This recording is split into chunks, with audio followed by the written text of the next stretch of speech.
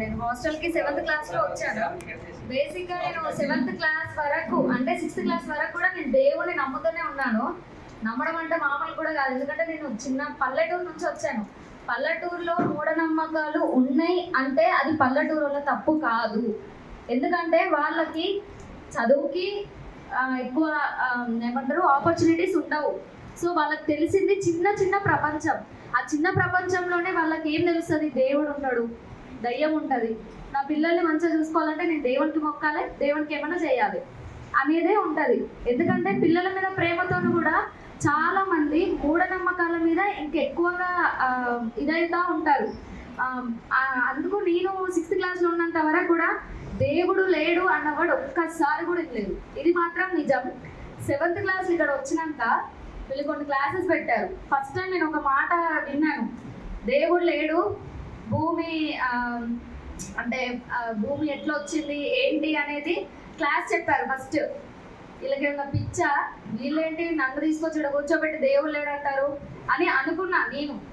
అదే నేను 7th class నుంచి క్లాసెస్ ఇన్ని ఇంటికి వెళ్ళేసి ఒక సంవత్సరం తర్వాత అమ్మ దేవుడు లేడు అంటే మా అమ్మ చీపురు పట్టుకొని అమ్మకి వచ్చేది. ఏదేమో వాడికి పోయి దేవుడు లేడు అది ఇది అంటాను అని మా నాన్నమ్మ, మా అమ్మ అయినా కొంచెం బెటర్, మా నాన్నమ్మ అయితే నువ్వు వాడికి పోయి ఏమో అయినో అది ఇది అంటాను అని బాగా. కానీ ఒక్కటైతే నిజం, మా ఇంట్లో నాకు స్పెసిఫిక్గా మూఢనమ్మకాల మీద ఎక్కువగా ఆబ్జెక్ట్ చేయరు, కానీ నమ్ముతారు, దేవుణ్ణి బాగా నమ్ముతారు. ఆడపిల్లల విషయంలో స్పెసిఫిక్గా ఉంటాయి కదా కొన్ని, ఇట్లా చేయొద్దు అట్లా చేయొద్దు. మా ఊళ్ళో కొన్ని విషయాలలో ఉంటారేమో, కానీ నాకు హ్యాపీనెస్ ఇచ్చే విషయం అయితే దాన్ని అడ్డుకోరు ఎప్పుడు. అదైతే నిజం.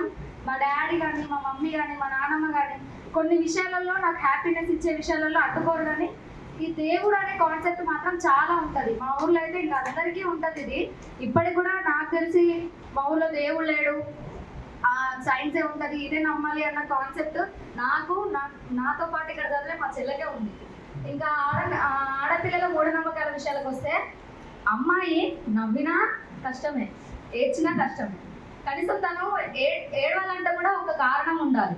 ఇప్పుడు నాకు నేను ఏడిస్తే మా అమ్మ నాన్నమ్మ, ఫర్ ఎగ్జాంపుల్గా చెప్తున్నా, ఒక ఆడపిల్ల ఏడిస్తే ఇంటికి దరిద్రమే ఏడుస్తున్నావు అని అంటారు. అంటే ఏడ్చే స్వేచ్ఛ కూడా ఈ సమాజంలో ఆడపిల్లకి లేదు. నవ్వితే అంత గట్టిగా పగలబడి నవ్వుతున్నావు, ఆడపిల్లనే నువ్వు అని అంటారు. అంటే ఒక నవ్వుకు ఏడుపుకు ఎమోషన్ అనేది, నవ్వు ఏడుపు అనేది మనం కంట్రోల్ చేసుకునేది కాదు. దానికి కూడా ఆడపిల్ల అర్హురాలు కాదు ఈ సమాజంలో. ఇంకా చెప్పాలంటే ఆడపిల్లల మీద చాలా ఉన్నాయి చెప్పడానికి ఉన్నాయి. చాలా మంది చూస్తున్నారు, ఇక్కడ ఉన్న వాళ్ళందరికీ తెలిసినవి ఉన్నాయి. కొన్ని ఎట్లుంటాయంటే, ఇప్పుడు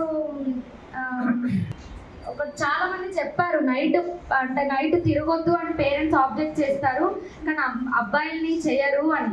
దానికి రీజన్ కూడా ఇప్పుడున్న సమాజమే. అంటే అదొక మూఢనమ్మకం అయి ఉండొచ్చు, వాళ్ళు మనల్ని కంట్రోల్ చేస్తున్నారు అని కూడా అనుకోవచ్చు. కానీ వాళ్ళు చెప్పడానికి రీజన్ ఇంతకు ముందు జరిగిన ఇన్సిడెంట్స్. ఇప్పుడు ఎట్లయినా నేను సమాజాన్ని మార్చాలి అని నేను అనుకుంటున్నా బిడ్డ. ఇప్పుడు ఫర్ ఎగ్జాంపుల్ ఒక మమ్మీ డాడీ మాట్లాడుతున్నారు అనుకోండి, నేను సమాజాన్ని మార్చాలని నేను అనుకుంటున్నా, కానీ ఇప్పుడున్న సిచ్యువేషన్లో నిన్ను పంపించి సమాజాన్ని మార్చే తుదిలో నేను నిన్ను పోగొట్టుకోలేను కదా, అందుకని నువ్వు బయటికి వెళ్ళొద్దు అని అంటారు. 12 గంటలకు ఆడపిల్ల బయట తిరిగితే ఏమవుతుంది అనే క్వశ్చన్ ఆడపిల్లలందరికీ రావచ్చు. ఇప్పుడు ఆ సమానత్వంలో చూసే కొందరు మగవాళ్ళకు కూడా రావచ్చు.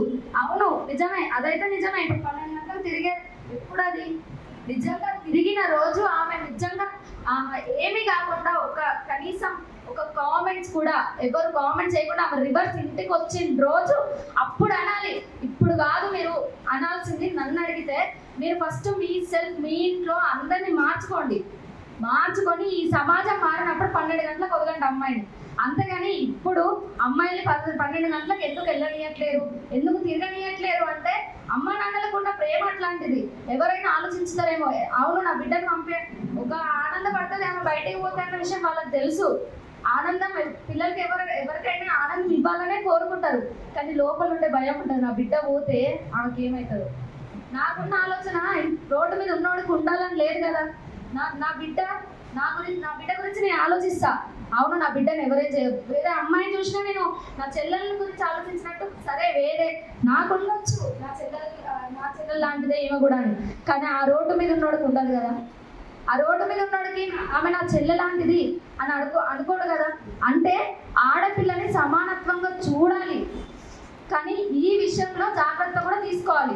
ఎప్పుడైతే అందరు ఆడపిల్లని ప్రోత్సహించి ఒక సమాజం నిర్మాణంగా అంటే మొత్తం సమానంగా మారి అప్పుడు అందరి ఆలోచనలో ఆడపిల్లల్ని తప్పుగా చూడొద్దు అని ఉంటుందో అప్పుడు పంపించండి మీ అక్కల్ని చెల్లెల్ని 12ంటికి బయటికి.